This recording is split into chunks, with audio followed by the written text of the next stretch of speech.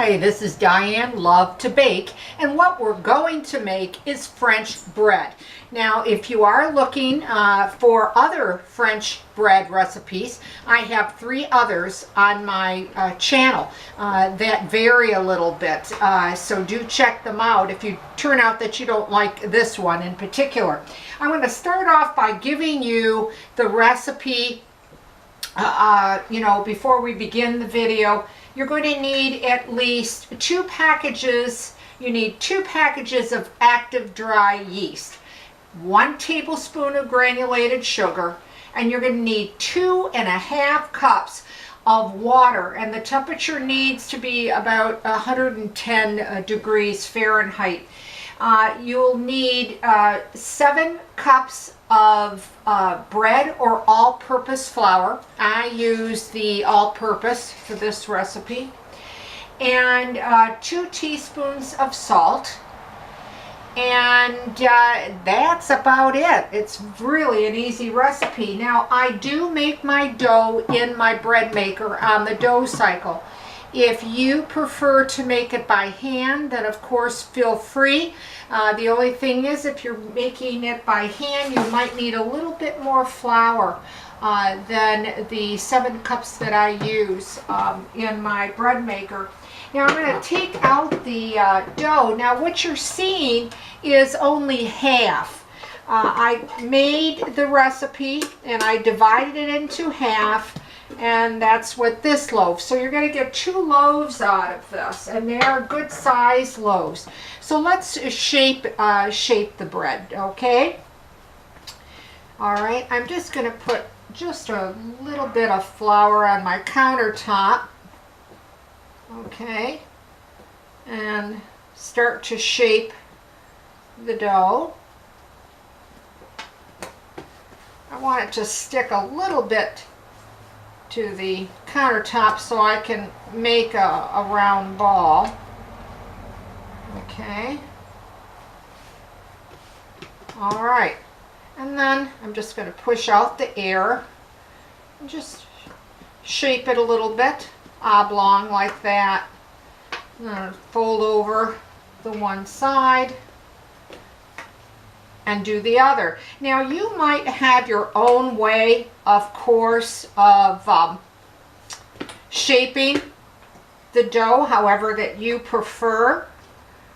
Everyone has, their own way of doing it, but this is how I like doing mine. And you want a little bit of a tapered end. It really depends on you what you want to do. And now I'm just going to start in the center here with a little bit of flour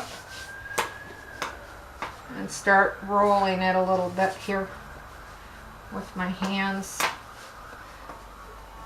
Now, if you don't want the 2 loaves, you certainly can divide them and get 4 small loaves out of it, Again, that's going to be up to you.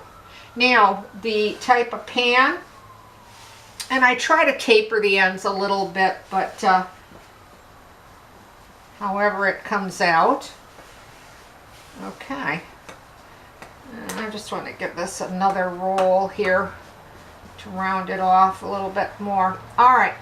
I'm going to be using this pan today. I do lightly spray it a little bit though, okay? And I'm just going to pick that up and put that down.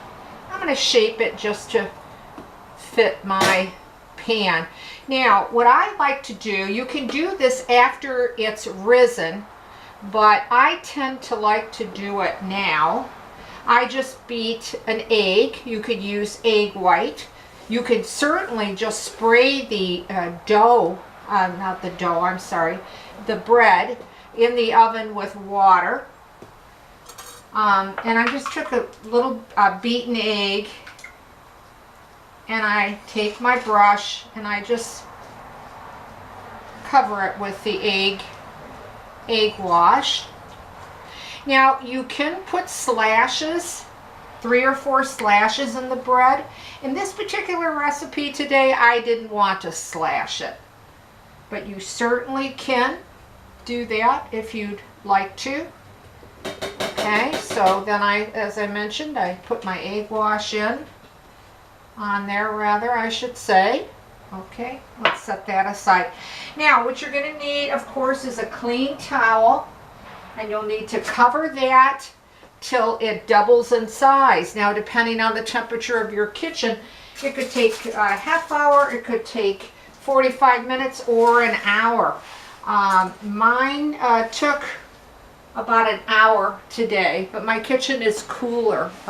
So usually I find it when my kitchen's warmer, they double in about 45 minutes. But remember, you do have to have this double before you bake it. Now what you're going to do is you're going to preheat your oven at 450 degrees. When it's double, put your bread into the oven and bake it for about 10 minutes at 450. After that 10 minutes, I lower the temperature to 400 degrees, and then I bake it for another 10, and then I'm going to check it to see how it's doing. This baking process could take you anywhere from 25 to 35 minutes. It really depends on your oven. As we know, ovens are set up so differently. Today my loaves took 25 minutes to bake. So you do want to try to stay within that frame. Now, if you find, I want to rinse my hands here quickly. If you find that the bread is getting too dark, then put a piece of foil over the top to prevent some of the browning also. Okay, and in fact, that's why I have this sheet to show you, just to prevent it from browning. And here is the French bread when it comes out. Again, you can put slashes, 3 or 4, depending how many slashes that you want. Show you the bottom of it. And then remember to test your bread to know that when it's done, I generally just keep knocking on it till it sounds hollow. And that's a good indication that the bread also is baked properly. So let's get a knife and cut into it. It's slightly warm. It's not hot, but it's slightly warm. Okay. And I'm just going to cut it on the diagonal here. It's using my bread knife here. Everyone loves fresh bread, and especially warm or hot bread. It is a very medium, I would say, density in the crumb of it, yet it's still quite light. It's not heavy or super dense. As you can see, that the crumb that I'm breaking away with with my knife and then squeezing it, you can see how flexible and how soft that this bread is.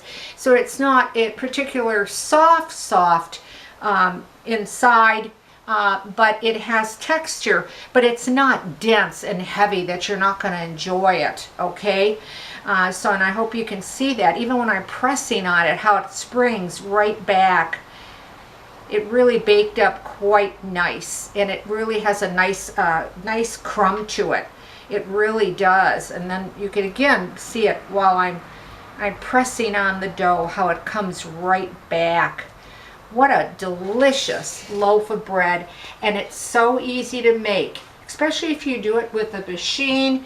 It's kind of foolproof. I find it easier for me. I feel every time I make dough in my bread maker, I get consistent results. But of course, if you prefer to make it by hand, feel free. Remember that you're going to get 2 loaves out of this. Unless you choose to make smaller loaves, then double it. Go for 4.